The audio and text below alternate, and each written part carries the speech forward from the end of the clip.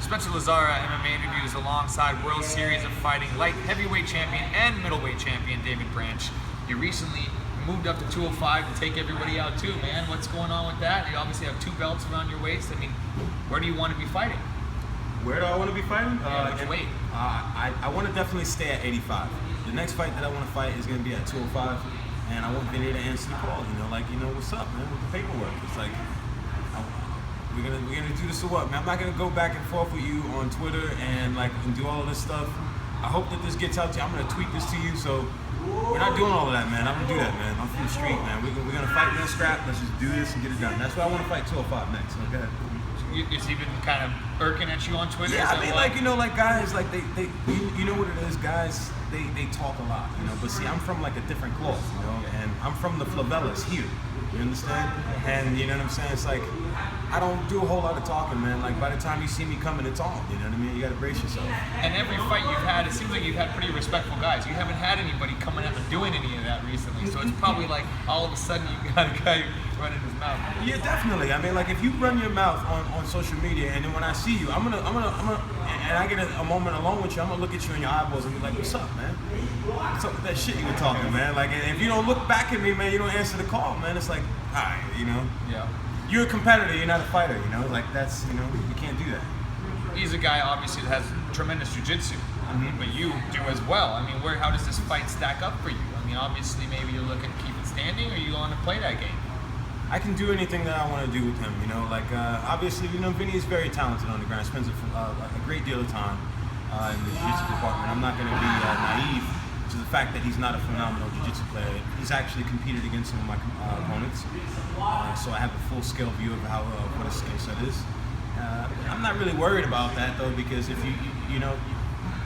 jiu-jitsu is a game of chess, right? And you have to know how to play the game. And it's different when you're taking punches. And it's different when you're inside the cage, because the 10 Corners of Doom is not a jiu-jitsu match. That's the hellhole, man, and people get hurt in it. We've seen him show strides in his striking, though. I mean, but safe to say you're working on some stuff here that you were talking about today, trying to be a little more fluid too, and bring a little entertainment to the cage as well. Talk about that.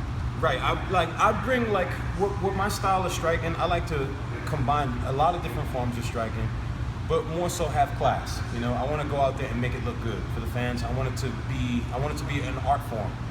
For the fans, when they look at it, I want them to be able to look at an athlete and be like, this guy looks like he was born to do this. He looks like a professional fighter, And that's what I want them to see. I want to give them that. It's pleasing to the eyes. It's really pleasing aesthetically.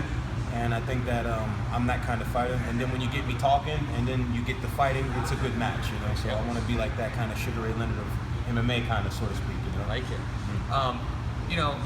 You were a little disappointed, it seemed like, in your last fight, which surprised me because you dominated the fight, and we were talking about that. But I know you've had finishes in all the previous ones. So what was the disappointment? Disappointment is with that guy. I just wanted to make a statement and make guys afraid to call me out. Even though I know that that's going to happen anyway, and it's the nature of the beast. And if I stayed in WSOF long enough, eventually I would end up losing that belt, or both of them. But it makes guys afraid. It gives you a little advantage. It keeps that aura of invincibility around you, when you're going in there finishing. And then he gets introduced first, and then you get introduced last as the champion. And he sees the belts, and he sees the crowd's response, and the announcer's response, and the energy change as he announces you, and the difference between is you would get announced as the challenger, and he gets announced as the champion. And it's that can mess with a fighter's head, Now a competitor can say, well, I don't give a good god about that, and I'm gonna still go out there and fight this guy. Or some guys can seize up a little bit. And I think that happened to Clifford a little bit. I think that he was never there. He's never been in a championship fight. So I already knew that I had him beat there. Yeah. Talk about would you call it a resurgence, I guess, in your career, and kind of a second coming for your career? Just talk about that. Definitely. I mean, I don't even think it was a second coming. I think that what people get to see, what the media gets to see, what fans get to see, what I've been doing out there is it's just been it's a progress. It's a process. When I first got into the UFC, I think that I got into the UFC way too early. I was still an underdeveloped fighter. Never had any amateur fights, you know. Still was working on stand-up, really wild striking, you know, nothing really tight, sharp. Working on the wrestling, jiu-jitsu, still haven't geared 100% for MMA. Yeah. You know, so it was a lot of things. I didn't understand the business aspect of it at all. No social media, anything, you know. So, I mean, I think I got thrown in a little early, and I think that right now the way my mentality is with my experience having 21 fights professionally, 22 actually won a Thai boxing fight, having that many fights and that much experience against the level of opposition that I fought, I feel like, you know, that right now I'm just out there having fun, you know. So that's what fans get to see. They're getting to see a branch that's out there not like worried and stuff. They're getting to see a branch that's out there trying to execute guys, like concerned about how the execution happens, you know. It's not me like going out there like, oh man, I'm trying not to get hurt. I'm trying to like kill this guy for the people. It's gotta feel pretty good to know how well-rounded you are, because I would say really there's not a lot of guys who are as well-rounded as you. You don't see you on your back very much. Your wrestling's very good, right? And you have this great jiu-jitsu top game, and now your striking has really evolved. It's like you come into your own there. I mean, do you feel like you're one of the more well-rounded fighters in the world? Definitely, 100%. I take pride in that because I train single-style disciplines. I don't train MMA. I fight MMA. I don't train MMA. And I definitely take pride in that because that's something that George St. Pierre told me a long time ago, and I took that from him.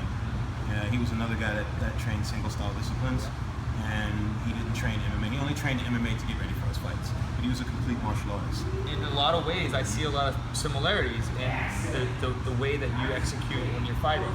In that you are, like I said, always on top, winning striking, yet ready to submit somebody if you need to. Definitely.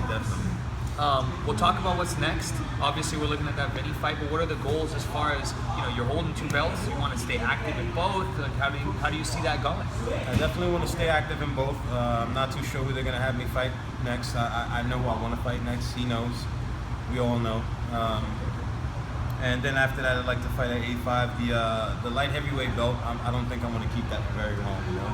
I want to defend it maybe once or twice and then relinquish it. And be the first light heavyweight champion for that promotion ever. Nice. And how does David Branch fare against Luke Rockhold? Just because he holds the belt right now, so let's just throw that name out there. Oh man, well I definitely wouldn't try to take him down. You know, I definitely wouldn't try to take him down. He's used to that. You know, Luke's a tough guy, man. You know, my eggs aren't really in his basket right now. He's got his things that he needs to sort out right now. But that'd be a fight that I'd love to fight. You know, I mean he's out there. He's a high flight fight. A tough fighter, a champion. I guess the point of the question is, how you do can hang with the top of the elite in the UFC. I think I can feel beat that him. way. I don't think I can hang. I think I can beat him. Yeah. I don't believe I can hang with anybody. I think I can finish people. You know? I believe that's what I would do to most of the top opposition in the UFC. I think I would finish them, probably make them look rather foolish. Yeah. Yes, I do. There you have it. Talk about the work with Liam real quick, actually, today before we sign off. Liam's good. Oh man, he hits hard, and he's got a really good distance. You know. And it's hard to get in on him, you know. He's good for me because I like to play that distance game.